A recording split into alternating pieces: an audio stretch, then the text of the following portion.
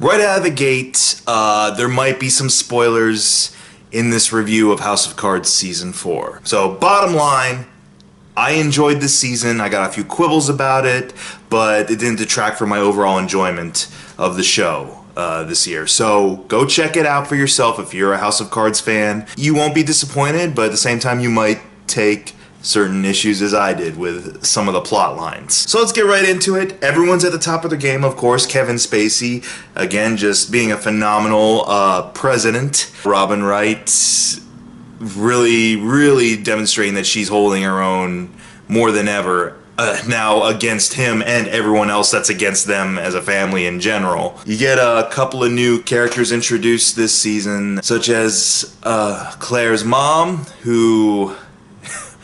There's times when you feel so bad for this woman, and then times where you pretty much guess where Claire got a lot of her stick-to-itiveness. A lot of returning characters this season. It kind of feels like a culmination of a lot of things involved a lot of characters kind of coming back for one final send-up, because you get former President Walker coming in to kind of make everyone wary of what has come before with regards to how Frank gets his way. You've got Lucas coming back. He actually opens up the season in prison, narrating to his cellmate an erotic story for him to crank himself, essentially. Very interesting way to open up a season of House of Cards, Netflix. But he ends up getting released for being able to turn state's evidence against and be informant for a lot of his cellmates. And he gets loose, which ends up leading into one of the big kind of dramatic shifts in the show that's happened in a while, in that he tries to seek out Dunbar to prove to her that like Frank is the devil and has been like this grand manipulator and murderer. Dunbar doesn't believe him, doesn't want any association with a lunatic apparently, so he goes about and tries to assassinate Frank at a gathering, at a meet and greet, which results in a couple of things. First off, Frank is incapacitated and needs a new liver or he'll die, and poor lapdog Meacham is the sacrificial lamb. He is instantly killed by the gunshots. I liked Meacham for various reasons. He was very much just kind of a regular guy doing his job, had a devotion to his job and his client, devotion in a couple of different ways, but he was loyal to a fault. You couldn't barter, you couldn't buy his loyalty, and he pretty much went out the way I figured he would go out. I just didn't anticipate it happening so soon. Rest in peace, Meacham. So yeah, the season opens up with Frank and Claire sort of at odds, and Claire actually gets the upper hand on him at one point and shows off how invaluable she is to his presidency and his career. This is where it gets a little too supervillainy because she then proposes that she would make a great running mate for Frank. His wife proposes that she would make a good running mate for her husband for the vice presidency of America. My issue with that comes firmly from a storytelling standpoint, because throughout this whole show, the Underwoods have been doing some down and dirty dealings. There's no denying that. And they've been doing a lot of things to kind of influence politics to suit their needs in the moment. And yeah, you can see some thinly veiled nepotism taking place in this presidency. But the fact that Claire would automatically kind of jump to vice presidency seems a little too obvious on their nepotism and very, let's say, compromised morals. Morality-wise, they've been compromised since day one. They've had their own agendas, they've had their own kind of almost psychopathic approaches to getting what they want, but they've always been able to disguise it and obscure it with a natural charm, with some sense of logic with how it can work within the system. Frank gets bills vetoed, or gets in the very beginning, gets that education bill tanked, but he has a logistical political reasoning as to why, to go along with his own profiting and, advancing his own career based off that. But he always backs it up with some kind of factual, logistical sense that can be held up in the judicial system, in politics in general. Or when you start to publicly consider that your wife would make a great vice presidential candidate, it gets to be really dicey there. And I mean, they go about trying to logisticize it in a way by at first not really straightforward announcing that idea or anything like that, but kind of making it this weird happenstance that just so happens to take place at the Democratic National Convention, in which out of nowhere comes this nomination for her. But at the same time, you'd feel a good number of Americans would be very, very, very suspicious at that point why that would come into play, and why after a while they would be actively seeking it. You'd think there'd be the majority of Americans would be like, conflict of interest, perhaps?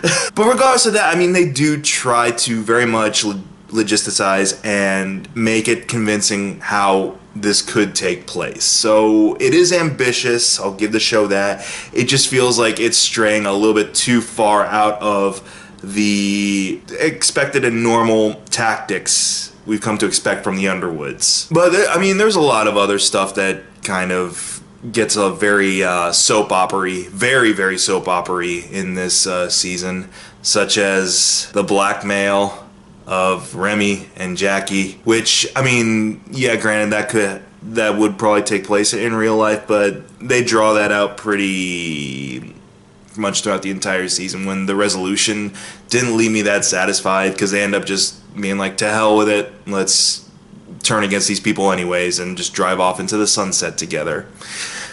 Okay, that was resolved pretty quick. I liked Frank's dream sequence when he was in a coma from getting shot. That was trippy as shit. It was a good way to find a way to bring back Zoe and Yellow Jacket. I'm just gonna call them Invisible Woman and Yellow Jacket, because I said on my Twitter feed, that is the creepiest team up ever. Kate Mara's Zoe and why am I forgetting his name? Corey Stoll as, yeah, that guy. Just whispering to each other and making out with each other, and he's grabbing her ass, and like they're both just really uncomfortably close to Frank and just like breathing on him and licking his face. Ew. Marvel superheroes are weird. There's a lot of good stuff here. Of course, like I said, the acting is top notch. There's some stuff you had to expect going into a fourth season that's going to be cyclical at this point. Doug's crisis of conscience strikes a little bit later in the series than I thought it was going to, but at the same time I kind of predicted that was going to happen, that he'd have yet another moral quandary to contemplate well into the next season. I gotta say, some of the new additions I really enjoy. Neve Campbell, I think, is a great addition to the cast, even if her character motivations, which they might get into in later seasons a little bit more in depth, seemed a little bit too standard for me at that point. Like, she's just there because she is ambitious. We don't really get a sense. Her character's Leanne is really hard to get a beat on right now.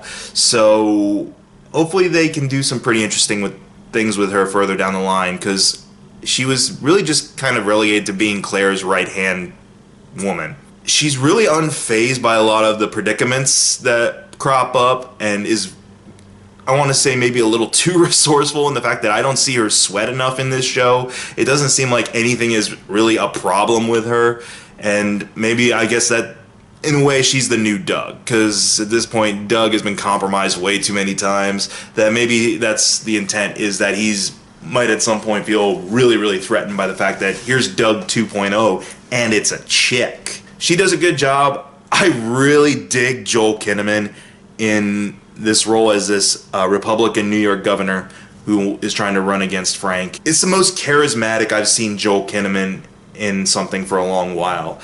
Like, I'm glad like he got added on to this season, because he sells it. He sells loving family man, exuberant, passionate politician, but also really full of himself too. Plays all those faces and all those cards really well.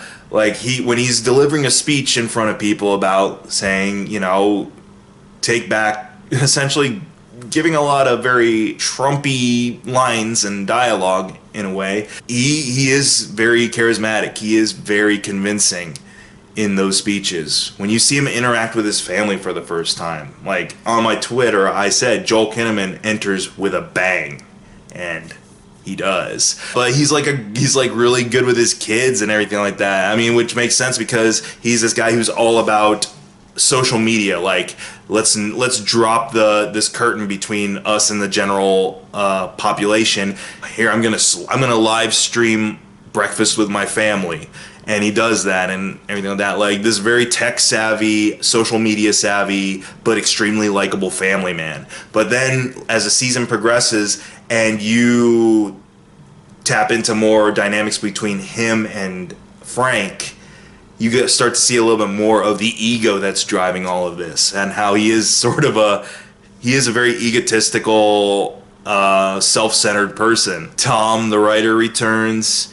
In a way, I didn't think in a way and in a dynamic I didn't think would ever form the way he was kind of set up last time we saw him, being kind of obsessed or infatuated more with Frank, and now those attentions turn more towards Claire, since he was there for her as her mother was dying. I didn't anticipate that to happen, but you know what? It kind of works, and the awkward breakfast with him, Claire, and Frank is definitely one for the books. But who am I saying? It's like Meacham knows very well that that couple's pretty liberated, I guess, with regards to their personal connections. The closing shot of this 4th season completely set all the hairs on the back of my neck on end, as I was kind of wondering how it was going to end too, because throughout, without giving too much away, I really don't want to give this away, without giving too much away,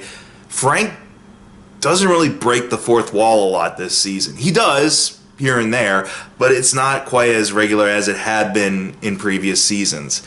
And his closing lines on the end of the season, and the dynamic that's now set up at the very end, the last shot of the last episode of this season, was so goddamn chilling and really unnerving, as I'm like, those eyes won't stop staring at me.